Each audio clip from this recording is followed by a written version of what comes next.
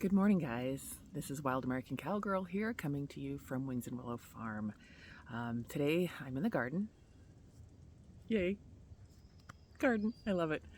I wanted to talk a little bit about, certain things about the sacrifices that are made so that I could stay in California, where my heart is, and have this journey here versus feeling like I had to go somewhere else in order to be able to fulfill my dream of my farm, my homestead, and the eventual education center and working retreat center, etc.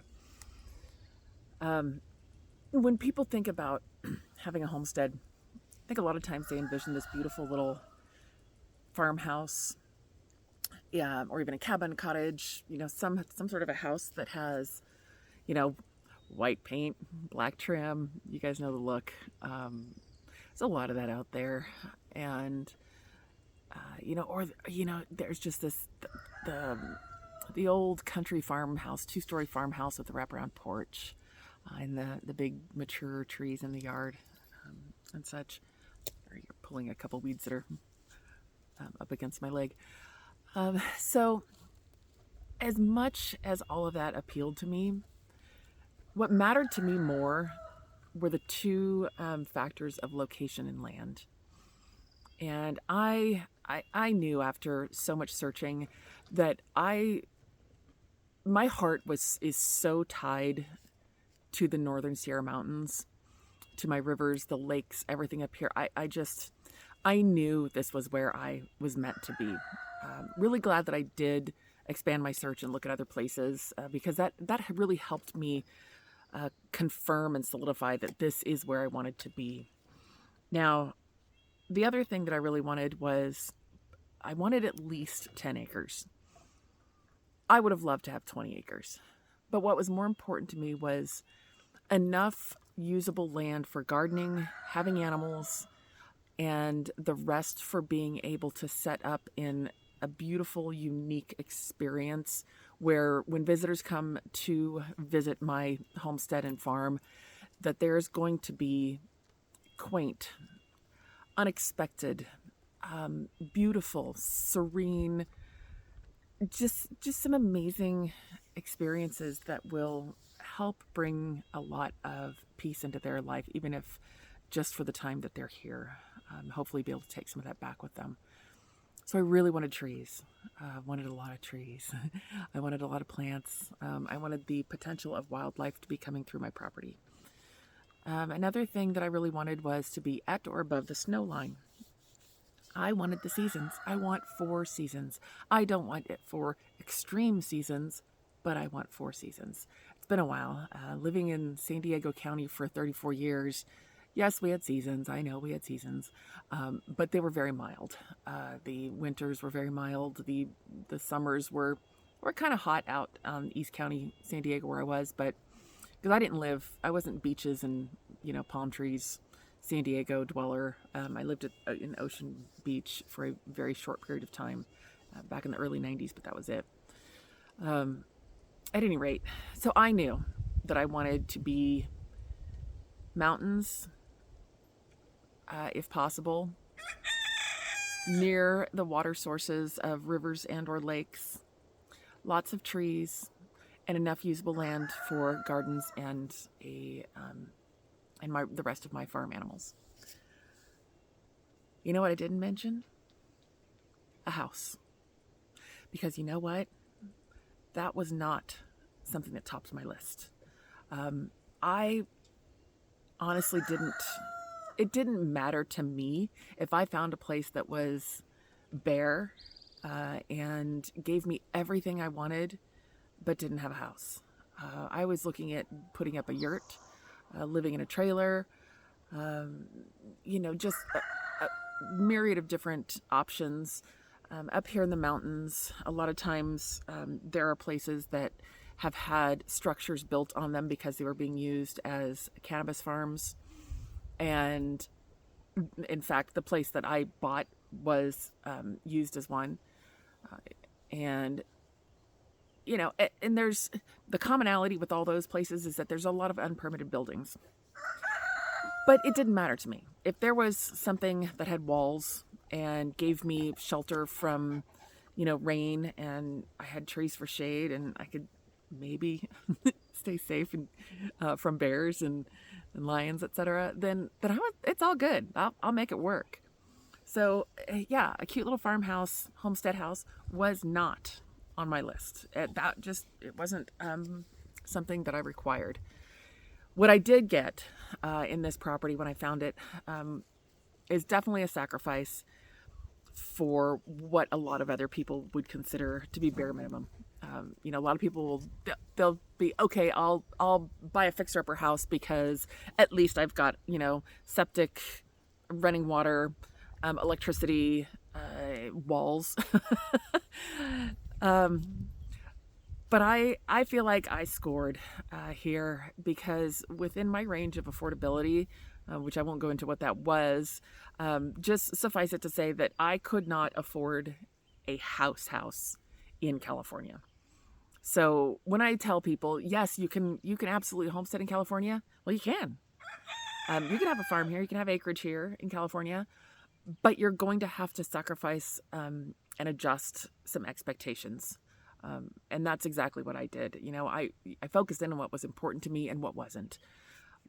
So some of you may are just now starting to see my stuff for the first time, and eventually I will be showing you a little bit more in depth of my house. But let me just tell you, my house is a 3-car garage. It was permitted as an agricultural building, and I do have permits in place to convert it to a 2-bedroom house.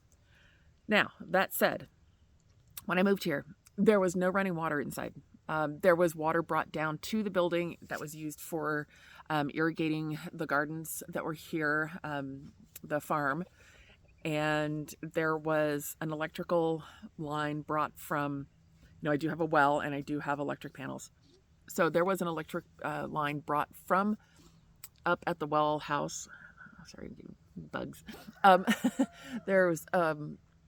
all the electrical up there was brought down to the building, and that part was not permitted or signed off. So they had disconnected it, and I did a little bit of research and watched a couple videos.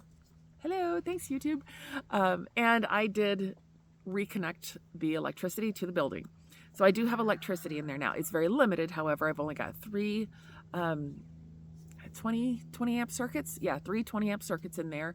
So I don't run a whole lot in there. And then I have the water I plumbed into. I connected into the existing 1.5 inch or 2 inch, I think, PVC that was coming down from the well. Put in a bunch of shutoffs. Everybody who knows me, I'm crazy for my shutoff valves.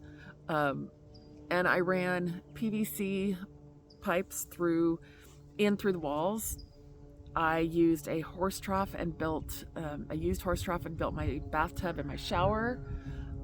I bought a used bathroom sink setup that was all put together. The vanity, the sink top, the countertop, the sink, the faucets, everything came with it.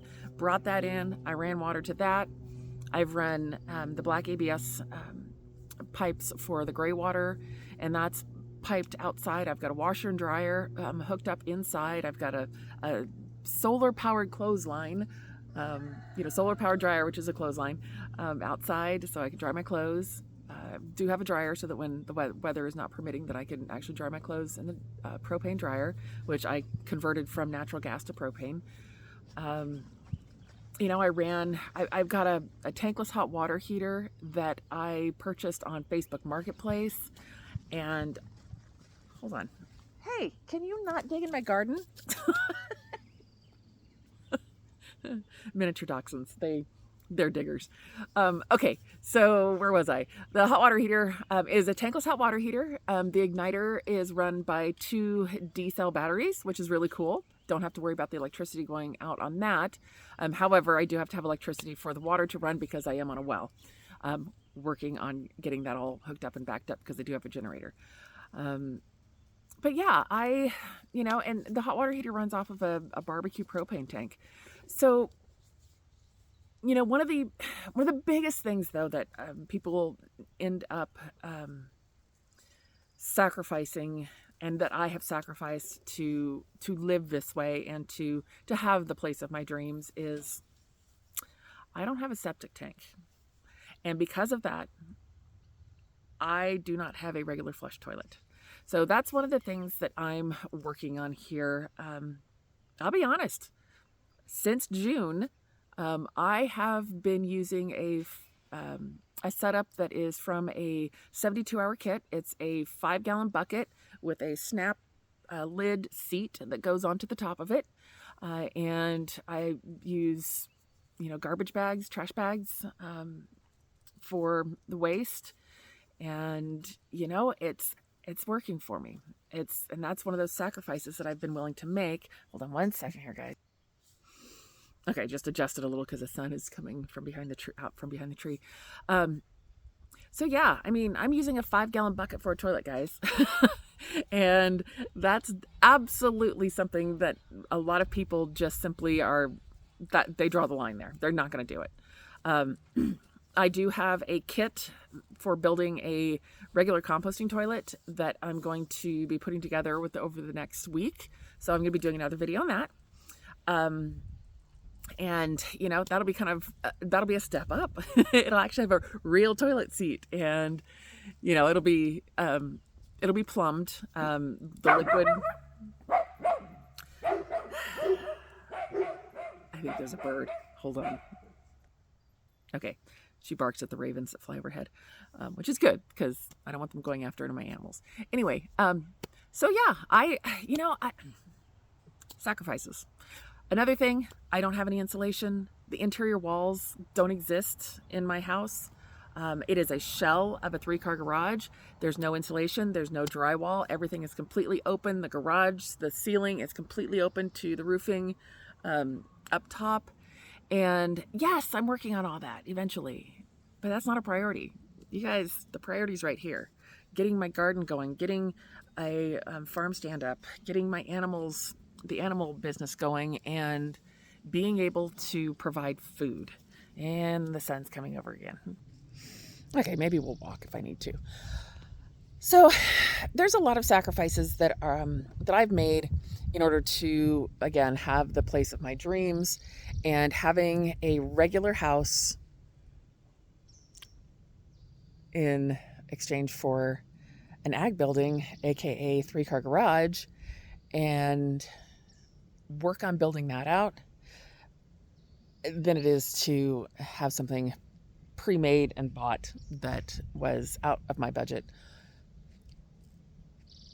This has allowed me to pursue my dream, every dream I've had for decades, and it's really, really exciting to me. So I wanted to talk to you guys about that and give you some insight as to, what it's taken to do this. Because I don't want to give anybody the misconception that, I'm able to stay in California because I have a ton of money and, I've got this beautiful home, the dreamy farmhouse home. Most of my 10 acres, which I did end up getting 10 acres, most of it is on a very steep slope. There are multiple usable areas, but the biggest usable area is about 3 acres worth. And to me, that's plenty for what I want to do for the gardens and for the animals. Couple campsites and the rest of the property, I'm going to be, there's areas I'm going to make use of to do other, campsites, activity areas, and possibly even have additional animals. But I also, I want to keep it wild. I love the wildness of the forest. I am going to put in an archery range. So there's going to be that. I've been dying to pull my bow again, and I'm excited to be able to have a place here where I'm going to be setting up a range where I can sight in and, release a few arrows into a couple targets. It'd be fun to have some friends over to do that with too. So if you have any questions about, the different types of things that I'm doing, how I'm doing things, pop them down into the comments, because I would definitely love to answer your questions. It'll give me ideas for additional videos. It lets me know what you guys are interested in seeing here when it comes to homesteading in California. And, you know, yes, you can take all these tips and a lot of these answers and information can be used across the board for other states and other areas. But I really just want to focus a lot on, you know, what it takes to homestead in California. And, you know, if you have a dream that deep, you can do it. When there's a will, there's a way. You just have to adjust some of your expectations on things that just don't matter that much to you. You have to really, really nail down what truly matters to you. And I will guarantee you, I've never been happier in my entire life than I am right now. So, on that note, have yourself a fantastic day.